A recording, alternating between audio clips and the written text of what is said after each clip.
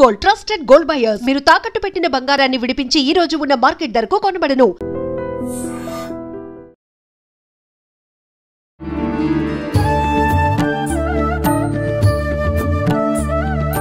నమస్కారం, welcome to I dream. ధర్మ మార్గం విత్ విజిత కార్యక్రమానికి స్వాగతం. ప్రస్తుతం మనతో పాటు ఉన్నారు త్రిబుల్ఎస్ డివోషనల్ గ్రూప్స్ అధినేత డాక్టర్ శివనరసింహన్ తాంత్రి గారు. ఇప్పుడు వారితో మాట్లాడి మరిన్ని విషయాలు తెలుసుకుందాం. నమస్కారం అండి. ఎలా ఉన్నారు? స్వామి అనుగ్రహం. అయితే మనకు కామాఖ్య అమ్మవారి గురించి ప్రత్యేకంగా చెప్పాల్సిన అవసరం అయితే ఇప్పుడు కొత్తగా ఏమీ లేదు, మనందరికీ తెలిసిందే.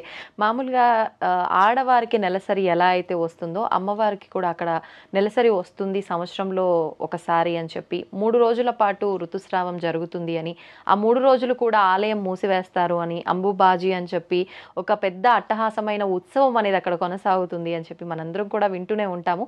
అయితే ఇప్పుడు ఇది అతి త్వరలో రాబోతోంది ఈ అంబుబాజీ కార్యక్రమం అనేది అని చెప్పి నేను విన్నాను. ఏంటండి అసలు ఈ కార్యక్రమం ఎలా జరుగుతోంది, ఏంటి అదంతా కూడా తెలియజేయండి. ఖచ్చితంగా మా స్వామి ముందుగా ఐ డ్రీమ్ ప్రేక్షకులందరికీ నమస్కారం. మా స్వామివారి ధ్యానం చేసుకుని కామాఖ్య అమ్మ గురించి తప్పకుండా స్వామి చేసిన సురుముత్తారు అర్చన ఆర్యంగమైన కుదీపులు బాలకని ఎర్మేని ధర్మశాస్త్రవే శబరిగిరీశనే హరిరసుతున్న జ్యోతి స్వరూపణం శ్రీ స్వామి చేసిన ఉమాపతి రమాపతి భాగ్యపుత్రం శ్రీ పరశురామదేవాయ నమో నమః. కామాఖ్యదేవి అమ్మవారు వచ్చేసి అస్సాం గౌహతిలో నీలపర్వతం మీద అమ్మవారు ఉంటుంది, కామాఖ్య అమ్మవారు. అదేవిధంగా 9 అమ్మవార్లు అమ్మ చుట్టూ ఉంటారు, అంటే దశమహావిద్యలు అంటారు అనమాట. భైరవి నుంచి మొదలుకొని భువనేశ్వరి దాకా 10 మంది అమ్మవార్లు అక్కడనే ఉంటారు.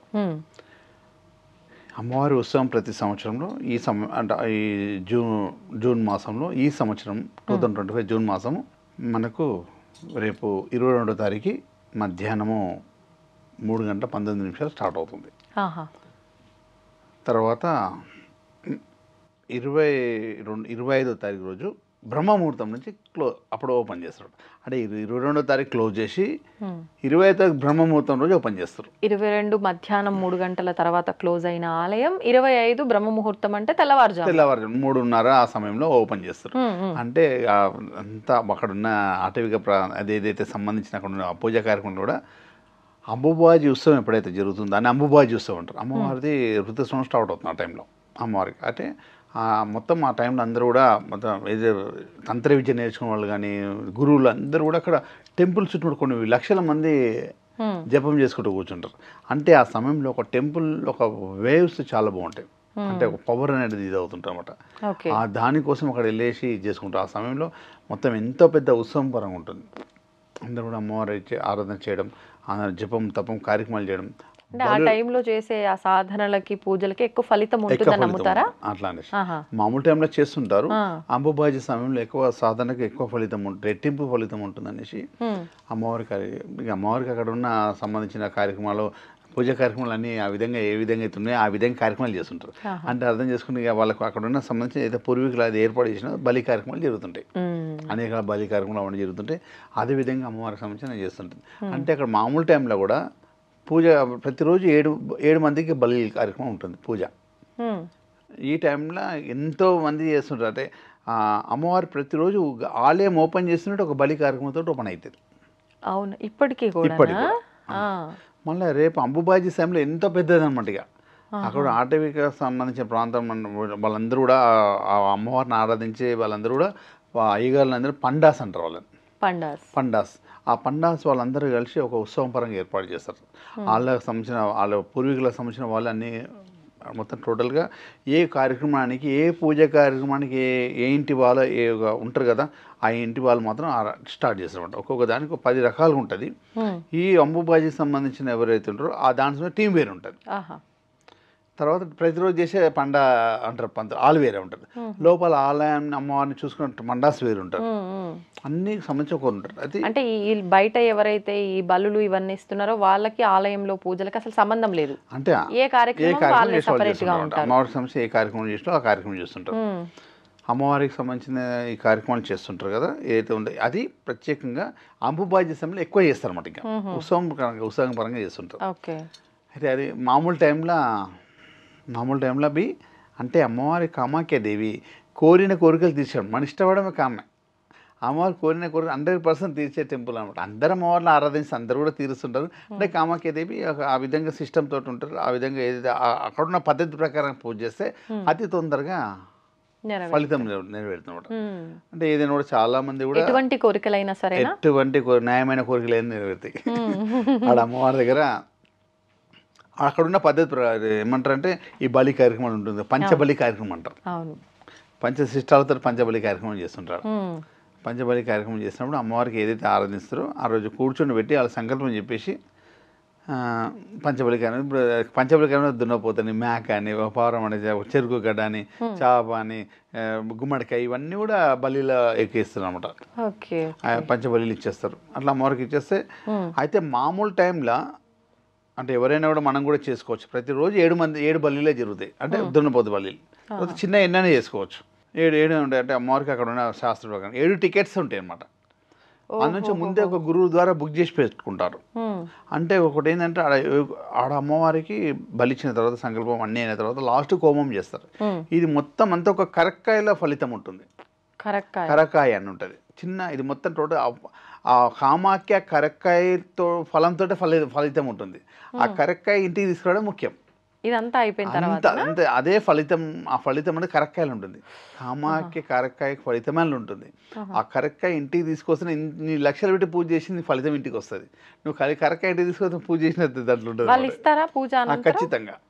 వాళ్ళు ఆలయంలోనా ఇది బయటే బలుల దగ్గర ఏదైతే పూజ కార్యక్రమం చేస్తున్నామో వారి చేతులు మనకి ఇస్తారన్నమాట. ఇచ్చేదంతా ఏదైతే అమ్మవారి ముఖ్యమైనది ఏంటంటే అంబుబాజీలో అమ్మవారి ఉత్సవం స్టార్ట్ టైంలో కొన్ని క్లాత్స్ ఉంటాయి కదా అమ్మవారికి సంబంధించిన ఏదైతే ఋతుస్రావం ఉంటుందో అది అందరికి ప్రసాదంగా ఇస్తారు. చిన్న చిన్న ముక్క అయితే పూజ చేసుకున్న వారికి తెలిసిన వారికి మనకు సంబంధించిన వారు ఉన్న వారికి వారి ద్వారా వస్తామన్నమాట.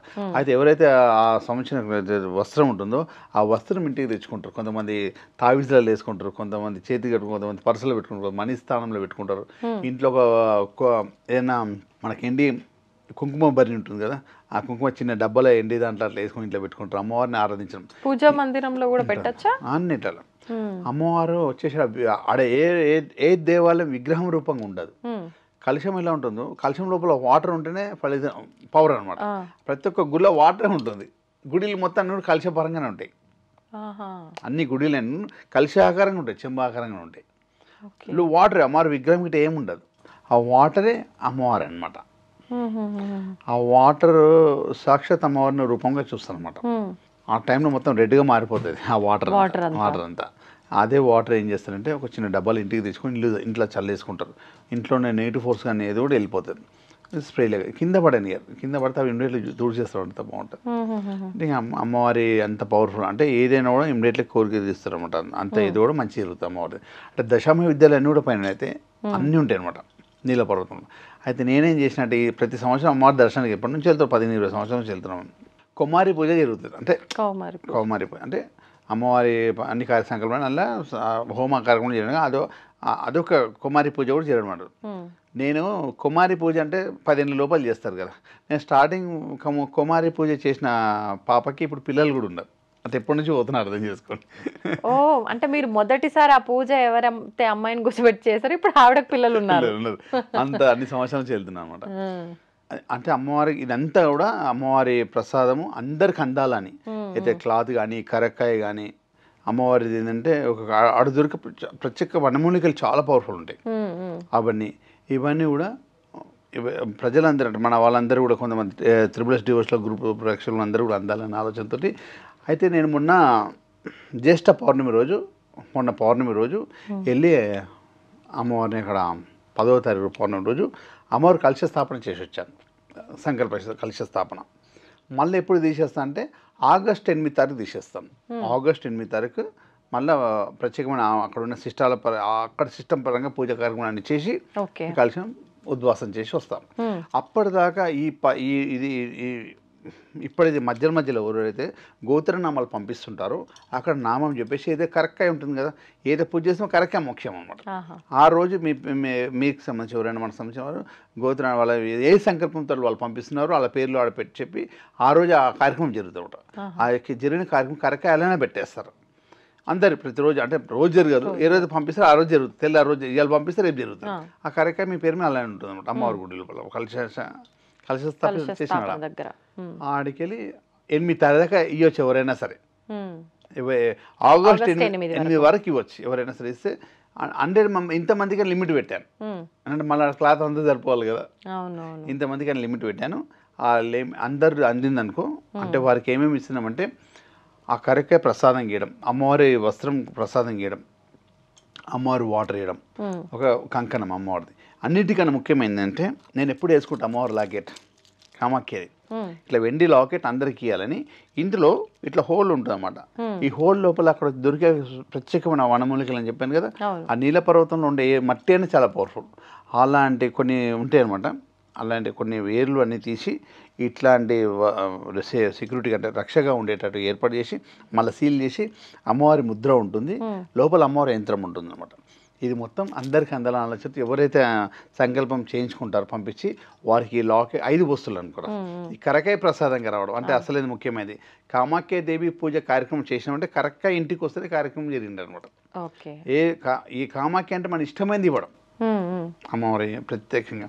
అయితే కరకాయ రావడం, ఏదైతే లాకెట్ ఇవ్వడం, అమ్మవారి వస్త్రంగా ప్రసాదం గీయడం, అమ్మవారి వాటర్ ప్రసాదం గీయడం, అమ్మవారికి ఒక ఏదైతే అమ్మవారి పూజ కార్యక్రమం పెట్టినా కంకణం వేయడం. అంటే మనం ఆ కంకణం ఏ సంకల్పంతో కట్టుకుంటామో అది 100% అమ్మవారి ప్రసాదంగా ఇస్తుంది అన్నమాట.